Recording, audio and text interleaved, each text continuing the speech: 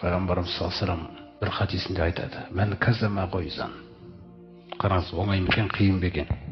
Бір хор қызына қол жеткізу. Кімде кім ызасын жұтса дейді. "Уа қадирун аля ан юнфисаху". Шамасы толық жетіп тұр дейді, ызасын жұмсап жіберуіне. Енді ешкімнен қорқайын деп те тұрған жоқ, еш нәрсе кедергі болайын деп те тұрған жоқ. Шамасы толық жетіп тұр дейді. Сол ызасын тек мен үшін жұта салса дейді.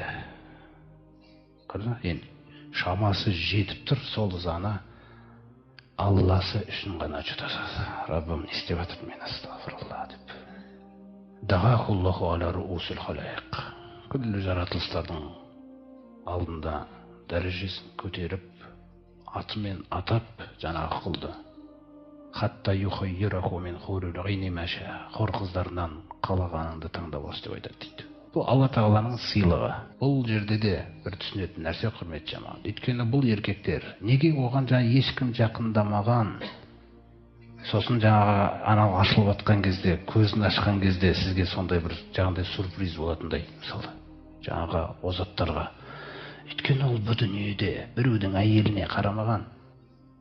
Сен оның мына жақтағы нәрсесін қараңыз. Не үшін ол деп біреудің әйелі осы дүниеде қызғануы мүмкін оны. Бірақ бұл қызғаныш ақыретте болмайды ғой. Тек осы дүниедегі нәрселер ғой. Ол өйткені ол қарамаған. Ол көзін бетіп жұмған. Сол көзін жұмған үшін оған көзін күлді нәрседен жұмылып тек сол адамға ғана ашатын хор қызын дайындап тұр ғой. Анау ашылған кезде адам анау күллі өмірдегі сабырының жемісін көреді ғой. Көрді ме?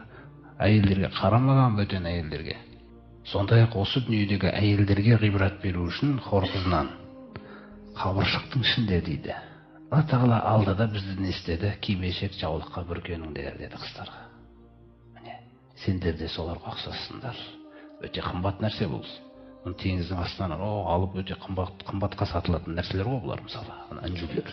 Соны Алла Тағала бекер айтып отқан жоқ.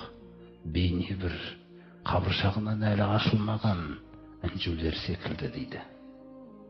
Ол деген сондай бір Алла Тағаланың сыйы, құрметті жамағат, ер адамдарға. Енді бұл озаттарға айтылды.